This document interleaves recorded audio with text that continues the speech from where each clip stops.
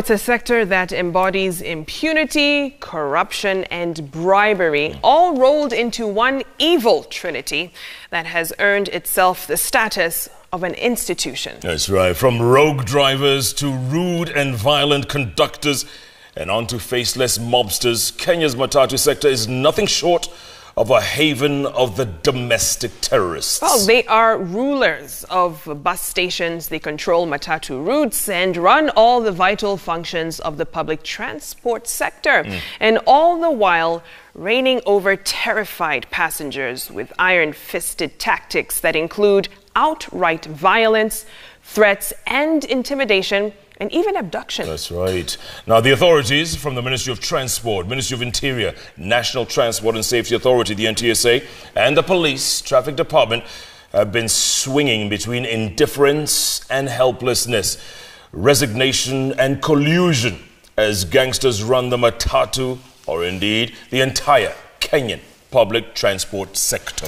Now, on the eve of the so-called crackdown on lawlessness in the public transport sector, we bring you the face of not just impunity, corruption, and anarchy, but also the heart of evil itself.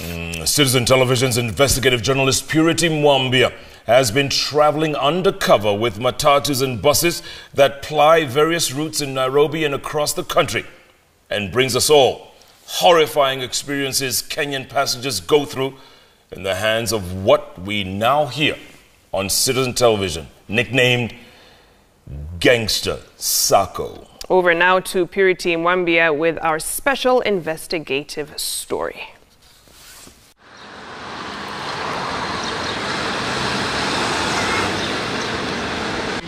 Some special arrangements have been made for those who bring it back to sit their exams in hospital.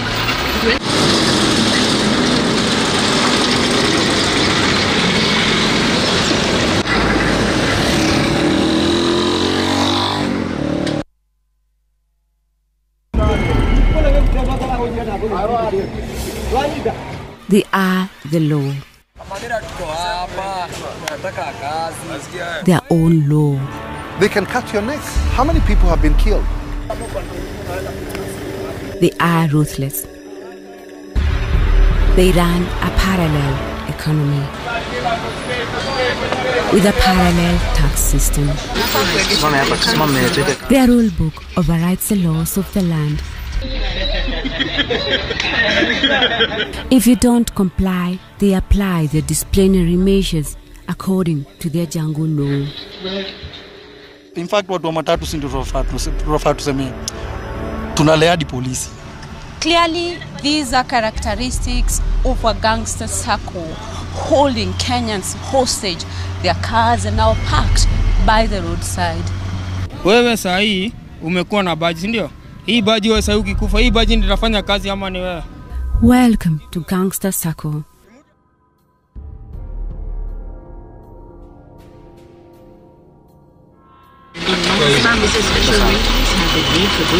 It is 6 a.m. and along Jogoo Road, Nairobi. It is not too early to break the law for these Matatu drivers. They show very little regard for the lives of the passengers on board or the safety of other road users. Traffic laws don't just apply.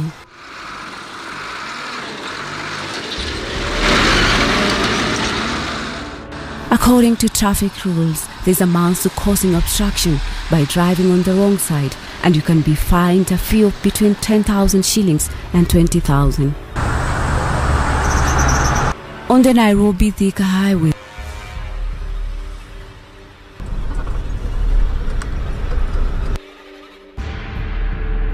the story is no different.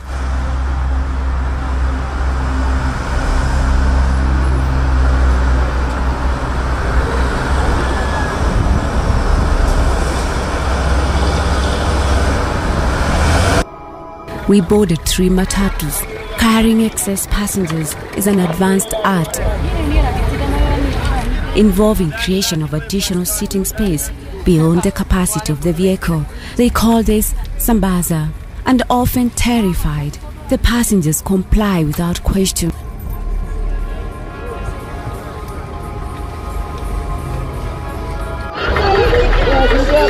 In Thika, impunity is the norm. A vehicle meant to carry 14 people carries more than 2 times its capacity. 27 school children scrambling to enter Matatu.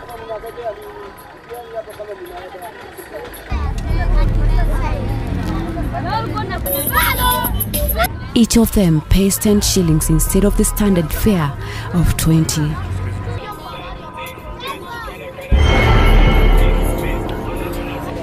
It happens in the full view of traffic police officers, but they look unbothered by the happenings. Such fights are common on our roads.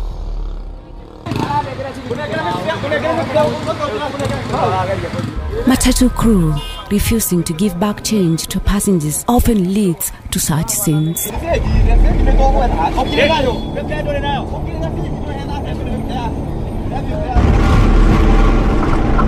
Eastlands, Kayole.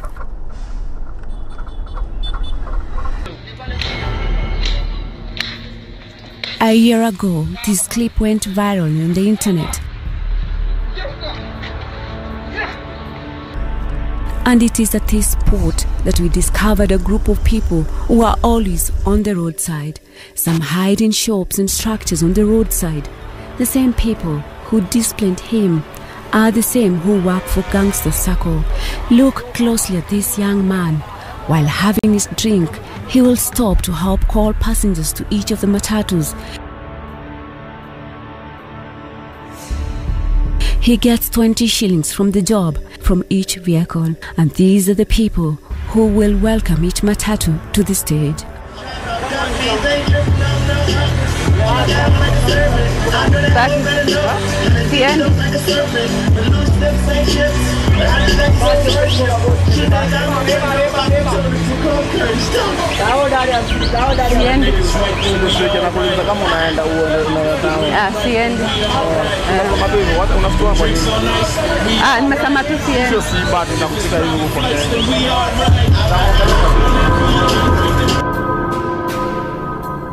When asked why this was happening, the Matatu Owners Association said, "We just left in the masses of either traffic policemen or gangs, and nobody is coming to rescue us." At the town center, I boarded an Matatu Sector Matatu. We are headed to Pipeline Estate. This was the designated driver. All seemed well, but as we enter Pipeline Estate, he stops the vehicle and a different driver takes over. We boarded yet another matatu, our destination, Rongai town. And even here, the steering wheel changed hands before the end of our journey.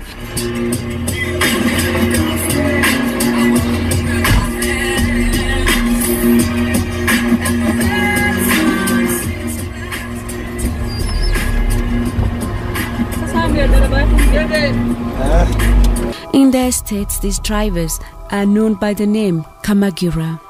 Some of them are not qualified drivers and they're always drunk. Kamagira tuko hapa, nataka kazi. Kwa wengi, natuona. Angalia hatuibi mtu, tuko kazi. Tulichagua president juu ni kijana. Kule hatuoni.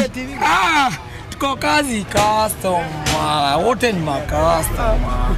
Na sisi wote ni wanadamu.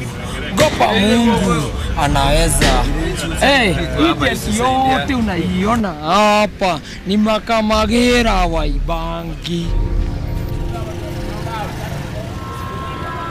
Whether you like it or not, you've got to allow them to drive your matatu, and if not, those are the gangs. Those are the gangs. You have to pay. I mean, you must give it out and pay them. Otherwise, if you don't, you'll meet their wrath.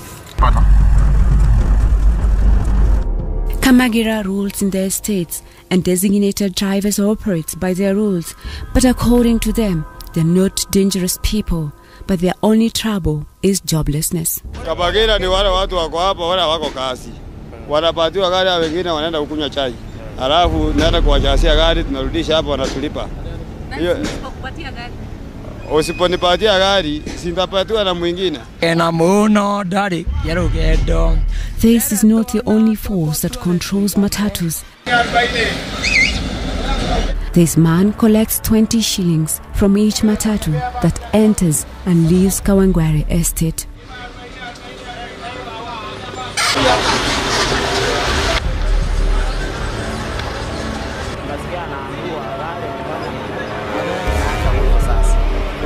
He is seen here talking to the police.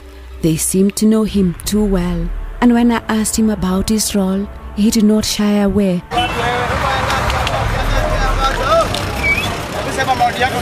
Mbona kwa nini unatoa jamu, mbona umechukua 20 bob? Mimi ile kazi mimi nafanyanga. Kutoa jamu hapa. Najua kitu moja, polisi yashinda hapa kutoka asubuhi mpaka jioni. Sasa lazima tusaidiane na yeye. Tusaidiane na yeye, kama ni mikora hapa, waambie mikora kama iko hapa wanakamata yeye. Lazima tusaidiane, kitu yote lazima tusaidiane na polisi. In the Matatu Saccos is referred to as a tax collector. Payments must be made to him for any matatu to operate in this route. Wewe sasa kwa matatu una belong kwa category gani? Wewe si manamba, wewe si driver. Mimi sio manamba. Mimi vile naweza sema mimi ni wa kutoa pachama. Sasa hiyo ni kazi gani? Si kutoa tu jamu. Nani alikupatia hiyo kazi? Si watu wa Sacco. Na 20 bob unapeleka wapi? Hiyo 20 bob kwa pale mimi napelekanga kwa chama, sisi tunakuanga nayo kama vijana. Sasa ndio mimi nakuanga peke yangu kwa vijana kama 10 kama hiyo. At least 500 matatus operate in Kawangware. Each matatu makes 5 trips daily. On each trip, he collects 20 shillings. That makes it 100 shillings per matatu each day. At the end of the month, he will have collected between 1 million and 1.5 million shillings. Sometimes they turn violent. These two had just extorted 20 shillings from a matatu driver but disagreed on how to share it.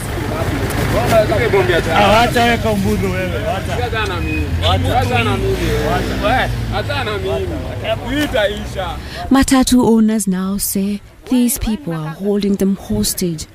If the drivers don't pay, they are going to face the wrath. They can cut your neck. How many people have been killed? So the driver doesn't even care anyway. The money doesn't belong to him. The money belongs to the investor in public transport. According to Francis Major, the man whose responsibility is to ensure your safety and comfort when you're using a matatu, the problem lies with the saccos. The first responsibility must be the saccos, and that is why they were created. And in any case, they earn some fees from the members. So they must do their role. They cannot just be picking money from the owners of PSV operators without giving a service. But passengers are of a different opinion. And who's to blame ni UCSO Transport and Matiangi. Out wawili and the chairman of Matatus. Because inafaa weke mwelekeo. They be like, Matatu guys, we need this, we need that, na tuifanye hivyo. Na ikuwe into law. Kwanza traffic officers wengi wako na matatu kwa barabara. Ikifika niyo wakati, yao haiendi inspection. Hizi zingine ndo zinashikwa na bado ukiona ni matatu moja ni pesa nyingine mingi kwa mfuko ya traffic officer. Saccos run the matatu industry in Kenya. Before a matatu is allowed on the road, you have to register your vehicle and the crew with a sacco. But as we found out, matatu industry is run by cartels. As a matatu owner, you've got to pay a sacco to be allowed to operate. And on top of that, Kamageras will enjoy drives and you have to pay them 150 shillings every time your matatu drops and picks passengers in the estate.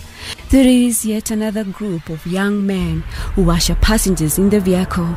They are paid 20 shillings each.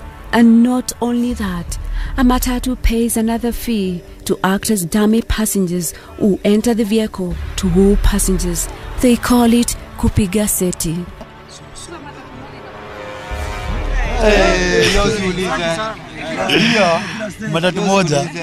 Matatu moja nikakuhesabia makanga kila skudi anakula 100 huku chini, juu 100 ingine kila skudi anakula 200. Hiyo anakulona wale tax collectors wako huko kwa barabara. Vijana tu. Umenishika? Aya, polisi hakosagi udo kidogo utakulo ni 500 per day. Tula 250 so 200. Umenielewa? This jungle of lawlessness has further been compounded by the reluctant and corrupt policing of the traffic sector, where bribery of traffic police makes all things possible. Wale crooks, wale wengine sasa crooks wamejaa hapa Nairobi nini ambayo wanapita pepe nini wako na makosa mingi, hawana uniform, hawana nini, ndio hawa sasa the main target yetu ni hawa. Na mimi wacha tusitanganyane, watu waende waweke ile vitu tumesema iwekwe kwa magari, na kama uweki weka gari yako nyumbani. It is a ferocious convergence of impunity, bribery and corruption, the evil trinity of Kenya's public sector. Gari ameweka 10,000 juu ya nini? Ama ameweka hiyo target iko juu ya nini? Polisi pia anangojea hiyo gari, loan inangojea hiyo gari, yeye mwenyewe anangojea hiyo gari, kanjo inangojea hiyo gari. So corruption ikikuwa hivyo juu, ule mtu anataka okay, in fact watu wa matatu si ndio tunafaa tuseme tunalea hadi polisi. Not only hata shift ya wafanyikazi. Kuna shift ya polisi. Unajua ni polisi wangapi wanakula pesa kwa hii barabara? Ni wengi sana. And so reigns the Gangster Sacco. Purity Mwambia, Citizen TV.